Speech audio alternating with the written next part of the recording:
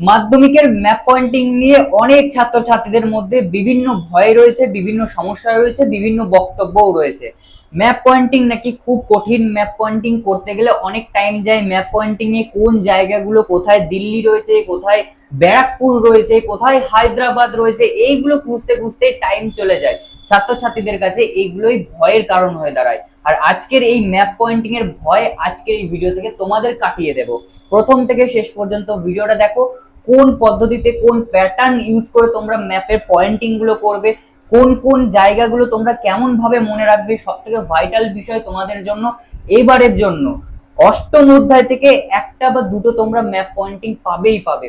এই অষ্টম অধ্যায় থেকে কেমন ভাবে ম্যাপ পয়েন্টিং ঘুরিয়ে ফিরিয়ে আসতে পারে সেটাও কিন্তু এই ভিডিওতে আমি তোমাদের বলে দেবো, এবং কোন ভাবে কেমন প্যাটার্ন ইউজ করে তোমরা পয়েন্টিং গুলো করবে, পয়েন্টিং এর নাম্বারিং দিতে হয় নাকি দিতে হয় না, পেন ইউজ করবে নাকি রুল ইউজ করবে, সমস্ত পুঙ্খানুপুঙ্খ একেবারে তথ্য তোমাদের দিয়ে দেব, এবং হাতে কলমে হাতে রুলে একেবারে দেখিয়ে দেবো তোমাদেরকে ম্যাপ পয়েন্টিং কেমন ভাবে করতে হয়। আজকের এই ভিডিওটা দেখার পর আশা করছি তোমাদের ম্যাপ পয়েন্টিং এ কোনো ভয় থাকবে না। তো চলো ভিডিওটা দেরি না করে শুরু করা যাক। তবে তার আগে আজকের এই ভিডিওটা যদি ভালো লাগে থাকে তাহলে অবশ্যই ভিডিওটি লাইক, শেয়ার, কমেন্ট করতে একেবারেই ভুলো না। চ্যানেলে নতুন হয়ে থাকলে অবশ্যই চ্যানেলটিকে সাবস্ক্রাইব করে দিও। তো চলো বেশি দেরি না করে আজকের এই ভিডিওটা শুরু করা যাক। হাতে রয়েছে এখন একটা ভারতের ম্যাপ, আর এই ম্যাপটাই কিন্তু তোমাদের ম্যাপ পয়েন্টিং এ প্র্যাকটিস করার কাজে দেবে। অর্থাৎ এই ম্যাপটা তোমরা কিনে নাও, যে কোনো বইয়ের দোকান থেকে পেয়ে যাবে। আর এই ম্যাপটার সাহায্যে তোমাদেরকে আজকে দেখাতে চলেছি কেমন ভাবে তোমরা ম্যাপ পয়েন্টিং করবে। এই ভিডিওটা শুরু করার আগেই বলে রাখি, তোমাদের এই বছর অর্থাৎ 2027 সালে অষ্টম অধ্যায়, তৃতীয় অধ্যায় এবং চতুর্থ অধ্যায়, এই তিনটে অধ্যায় থেকে কিন্তু প্রশ্ন আসার বা ম্যাপ পয়েন্টিং আসার চান্স প্রবল। এই তিনটে অধ্যায় এবং এই তিনটে অধ্যায় থেকে ঘুরিয়ে ফিরিয়ে প্রশ্ন আসে ম্যাপ পয়েন্টিং এর জন্য, কারণ এখানে বিভিন্ন বিদ্রোহের এলাকাগুলো রয়েছে, মহাবিদ্রোহের কেন্দ্র রয়েছে, তারপর লাস্ট অধ্যায়ে বিভিন্ন ভাষাভুক্ত রাজ্যগুলো রয়েছে, ভাষাভিত্তিক রাজ্যগুলো রয়েছে, ভারতভুক্ত কেন্দ্রগুলো রয়েছে, কাশ্মীর, জুনাগড়, হায়দ্রাবাদ, এই তিনটে রয়েছে। ঠিক আছে, এইগুলোর জন্য কিন্তু এই অধ্যায় থেকে বারবার ঘুরিয়ে ফিরিয়ে ম্যাপ পয়েন্টিং আমাদের প্রত্যেক বছর আসে, এবছরও আসবে। এই তিনটে অধ্যায় থেকে কিন্তু আমাদেরকে মেন ফোকাস থাকবে, এবং এই তিনটে অধ্যায় থেকে যতগুলো ম্যাপ পয়েন্টিং রয়েছে সেগুলো আমাদেরকে খুব ভালোভাবে করতে হবে, স্মার্ট ওয়ার্ক করতে হবে। কি স্মার্ট ওয়ার্ক? প্রথমেই তোমরা যারা আমার চ্যানেলে রয়েছে অর্থাৎ হোয়াটসঅ্যাপ চ্যানেলে রয়েছে, তোমাদের কয়েকদিন আগে আমি একটা ম্যাপের ছবি পাঠিয়েছিলাম।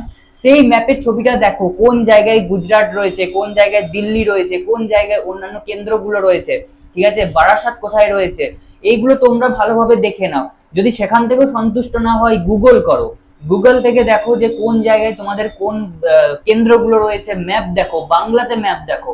ঠিক আছে, সেগুলো ম্যাপ দেখে দেখে তোমাদের অভ্যস্ত হয়ে যাবে এবং তোমরা করতে পারবে।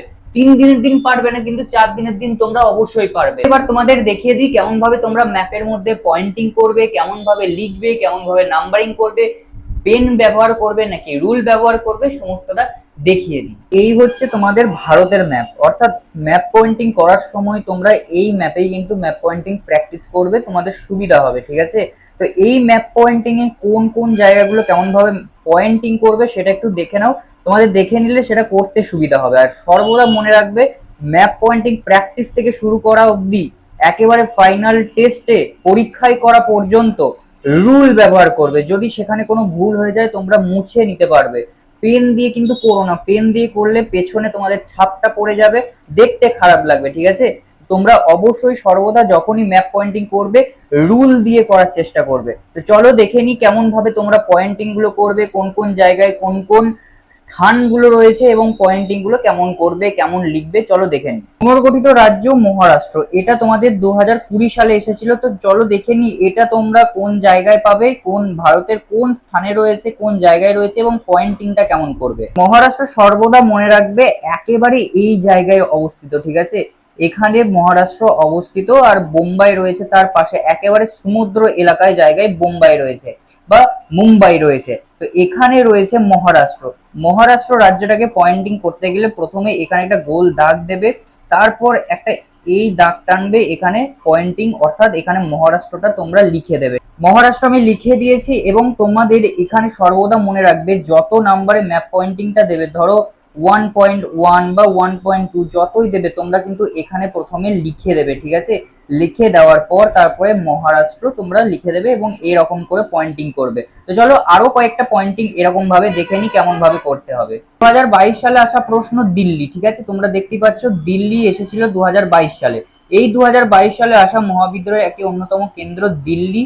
এটা তোমরা কোথায় পাবে এবং কিভাবে পয়েন্টিং করবে চলো দেখে নেওয়া যাক। দিল্লি যখনই বলবে তখনই সর্বদা মনে রাখবে এই যে এই লাইনটা দেখতে পাচ্ছ, এই জায়গাটার লাইনটা বরাবর কিন্তু একটু ওপরের দিকে দিল্লি রয়েছে, এই জায়গাটাতে দিল্লি রয়েছে, ঠিক আছে।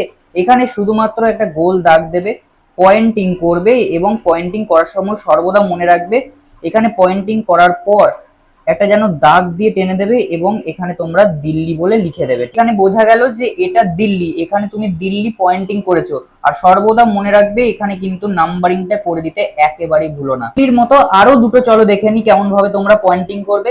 আর পয়েন্টিং এর যদি অন্য কোনো প্রসেস থাকে সেটাও তোমাদের জানিয়ে দেবে। দেশীয় রাজ্য হায়দ্রাবাদ, এই প্রশ্নটা তোমাদের এসেছিল 2019 সালে। তো চলো দেখে নি এই প্রশ্নটা তোমরা কেমন ভাবে করবে, কোথায় পাবে স্থানটি এবং কিভাবে পয়েন্টিং করবে। হায়দ্রাবাদ যখনই তোমাকে পয়েন্টিং করতে বলবে সর্বদা মনে রাখবে এই লাইনটাকে মনে রাখবে, এই জায়গাটা, ঠিক আছে। এই জায়গাটা বরাবর এই একটু উপর দিকে উঠলে এখানেই তোমরা পেয়ে যাবে হায়দ্রাবাদ রাজ্য। অর্থাৎ এখানে তোমরা পয়েন্টিং করে দেবে হায়দ্রাবাদ, ব্যাস তাহলেই কিন্তু হয়ে যাবে। এখানে তোমরা গোল দাগ দিয়ে একটা পয়েন্টিং করে একটা দাগ টেনে দেবে, তারপর লিখে দেবে হায়দ্রাবাদ। 2022 সালে প্রথম প্রশ্নটাই নদিয়া, ঠিক আছে। এই নদিয়া কোথায় আছে এবং এটা কেমন ভাবে পয়েন্টিং করবে এবং আরেকটা প্রসেস যেটা আছে সেটা তোমাদের এবার দেখিয়ে দিই। সর্বদা মনে রাখবে যখন নদিয়া তোমাকে চাইবে, নদিয়া কিন্তু এবছরে আসার সম্ভাবনা প্রবল। এই নদিয়া যখন তোমার কাছে চাইবে তখন সর্বদা মনে রাখবে নদিয়াটা হচ্ছে কিন্তু এই একেবারে বর্ডার সংলগ্ন একটা এলাকা, ঠিক আছে। অর্থাৎ বাংলাদেশের বর্ডার অনুযায়ী এই জায়গাটা কিন্তু পড়ছে নদিয়া। নদিয়ার যশোর চাইতে পারে, তখন তোমরা এই জায়গাটাকে একটু ভালো করে মনে রাখবে। আর এই জায়গাতে অনেক কিছু রয়েছে, বারাসাত রয়েছে, তারপর ব্যারাকপুর রয়েছে, অনেক কিছু রয়েছে। তো এখানে তোমাদের কিন্তু একটা খুব গুরুত্বপূর্ণ জায়গা এই জায়গাটা একটু ভালো করে তোমরা দেখে রাখবে। 17 সালে আসা প্রশ্ন দেখো গুজরাট, এই গুজরাটটা কিভাবে করবে এবং নতুন প্রসেসটাই বা কি কেমন ভাবে তোমরা পয়েন্টিং করবে চলো দেখে নিই। মনে রাখবে এই জায়গাটা করে অবস্থিত, ঠিক আছে। এই জায়গাটা করে গুজরাট রয়েছে, তোমরা এখানে লিখবে, এই পয়েন্টিং করবে এবং এখানে নাম্বারিং দিয়েও এই নতুন প্রসেস বলছি বা তোমার 2 নম্বর প্রসেস অনেকেই জানো। এখানে শুধুমাত্র একটা নাম্বারিং করবে এবং এখানে তোমরা গুজরাট বলে লিখে দেবে, ঠিক আছে। এই জায়গাতে গুজরাট বলে লিখে দিতে পারো, সেটাও কিন্তু 1 নম্বর প্রসেস 2 নম্বর প্রসেস হতে পারে। কিন্তু আমি তোমাদের সাজেস্ট করব এখানে তোমরা পয়েন্টিং করো এবং একটা দাগ টানো এবং এখানে নিচে দেখিয়ে দাও গুজরাট বলে, ঠিক আছে। আজকের এই ভিডিওটা এখানেই শেষ করছি। আশা করছি তোমাদেরকে কেমন ভাবে ম্যাপ পয়েন্টিং করতে হবে, কেমন ভাবে লিখতে হবে, ম্যাপ পয়েন্টিং এর নাম্বারিং কেমন ভাবে করতে হবে, পয়েন্টিং গুলো কেমন ভাবে করতে হবে সমস্তটাই ক্লিয়ার করতে পেরেছি। দেখা হচ্ছে নেক্সট কোনো ভিডিওতে।